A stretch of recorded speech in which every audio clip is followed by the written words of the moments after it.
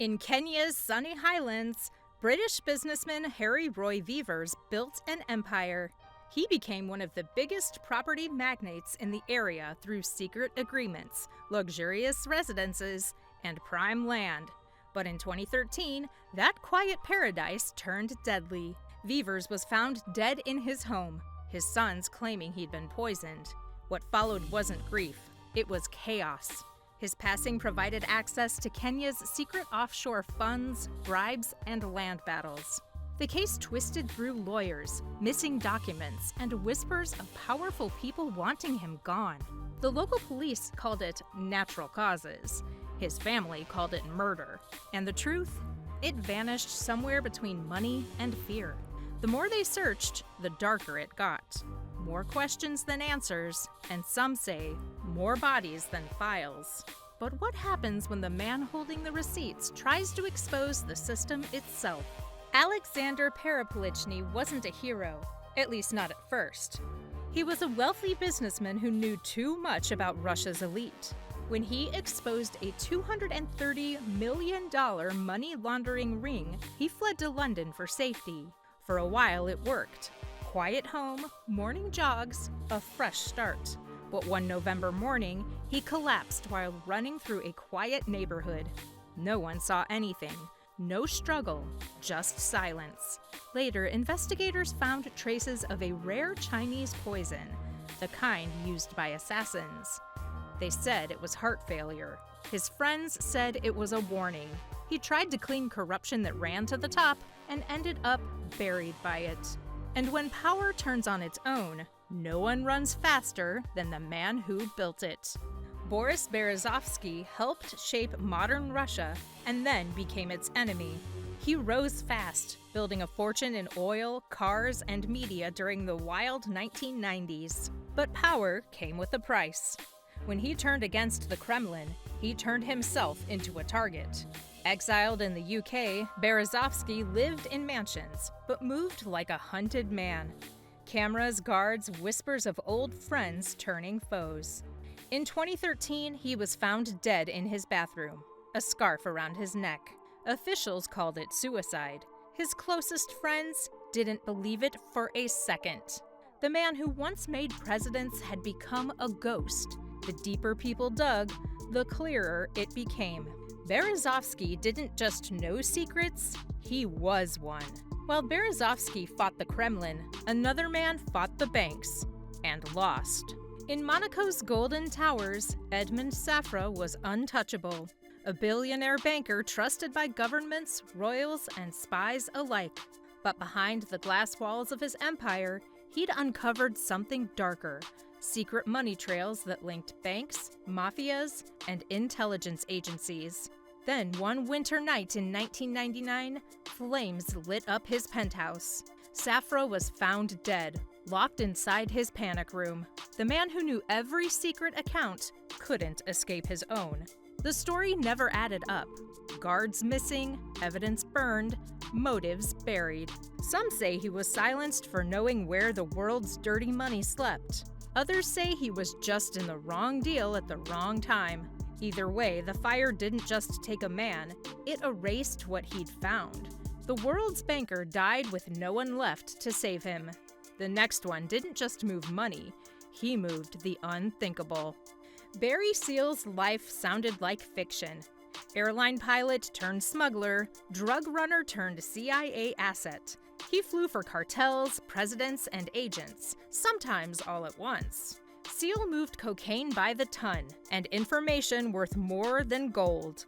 But when he flipped and started talking, the stories got too real. His testimony tied cartels to American politics, weapons, and wars that weren't supposed to exist.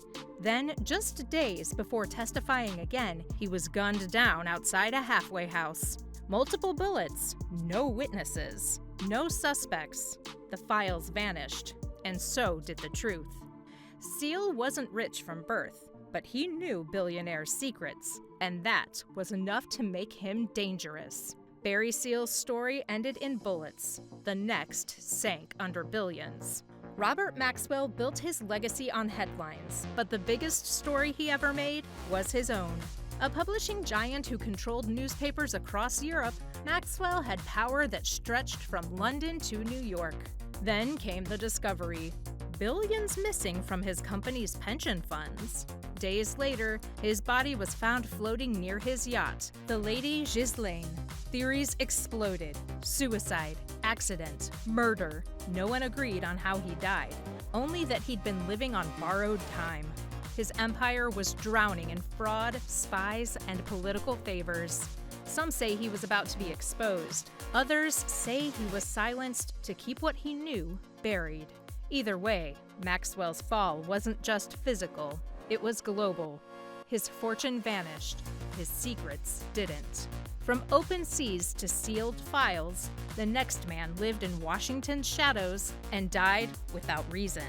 John Wheeler lived in the shadows of power, an advisor to presidents, a veteran, a man trusted with national secrets. But in December 2010, his body was found in a Delaware landfill. No robbery, no clear motive, just confusion.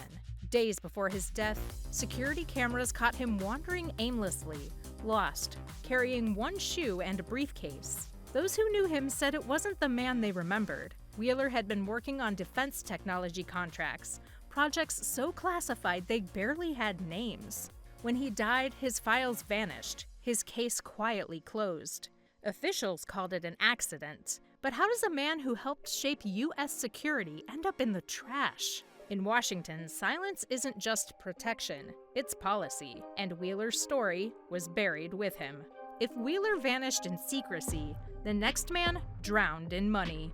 The guy who silently multiplied fortunes was Thomas H. Lee, the billionaire behind Billionaires. He turned other people's money into power, and power into influence. Then in early 2023, he was found dead in his Manhattan office, a gun by his side.